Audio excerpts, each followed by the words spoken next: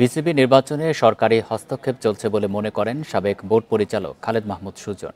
রাজনৈতিক ইস্যুতে মাশরাফি ও সাকিবের সাথে তামিমের মিল নেই মনে করেন তিনি।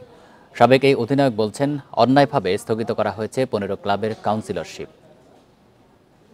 কিছু কিছু এমনও জিনিস ঘটেছে যেগুলো আমি আপনাকে বিসিবি নির্বাচন নিয়ে একের পর এক নাটকীয়তা, আলোচনার থেকে বিতর্ক বেশি।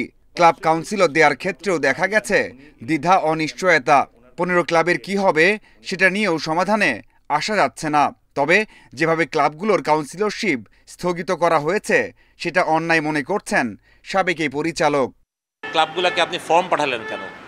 দুদকের তদন্ত তো অনেক আগেই শুরু হয়েছে। তদন্ত যখন শুরু হয়েছে আপনি কাউন্সিলর হতে দিবেন না, তখন ফর্ম পাঠানোর তো দরকার ছিল না।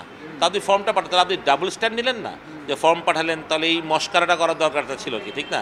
একটা মানুষের তো সম্মান আছে, যিনি ওই ক্লাবের কাউন্সিলর রয়েছেন তার তো সম্মান আছে, সে কাউন্সিলরশিপ জমা দিয়েছেন, তারপর সে এখন জানছে সে কাউন্সিলর হতে পারবেন না, বিকজ এই ক্লাব অ্যাট স্টেক যে দুদকের একটা তদন্ত চলছে। সুতরাং এগুলো নিয়ে তো আসলে এটা একটা মস্কারা ছাড়া কিছুই না। নির্বাচনে সরকারি হস্তক্ষেপ হচ্ছে, সেই অভিযোগ তো উঠেছে অনেক আগেই। বুলবুলের ভূমিকা প্রশ্নবিদ্ধ বলছেন সুজন। 17 তারিখে লাস্ট ডেট ছিল কাউন্সিলর বোর্ডে আসার, 18 তারিখে প্রেসিডেন্টের চিঠি, এটা তো খুবই স্বাভাবিক। এই চিঠিটা যদি 16 তারিখেও যেত, একটা মানতাম যে 17 তারিখে লাস্ট ডেটের আগেই পাঠিয়েছে। ওটা পাঠানোর পরে কেন? যে কাউন্সিল লিস্টে আসার পরেই তো, সেটা মনোভূত না হওয়ার পরে তো চিঠিটা পাঠানো হলো, ঠিক না? এটা তো মানে বুঝতে তো আর 2-4 মিলাতে হয় না আর কি এরকম। তো যে এটা ম্যানিপুলেশন হচ্ছে সেটা তো বোঝাই যাচ্ছে। লড়াইটা হতে যাচ্ছে তামিম বুলবুলের, যেটাকে নাম দেয়া হয়েছে সরকারের সাথে বিএনপির লড়াই। তামিম কি তাহলে মাশরাফি সাকিবের মতো ভুল করলেন? বাংলাদেশের পুরা জায়গাটাই আসলে পলিটিক্স।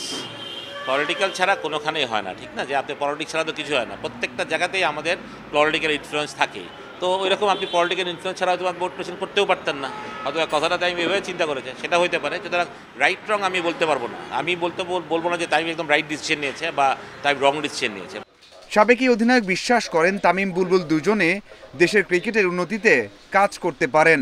তবে বুলবুলের টি-20 খেলতে এসে টেস্ট খেলার চেষ্টাকে মানতে পারছেন না। Mazharul Islam, independent news.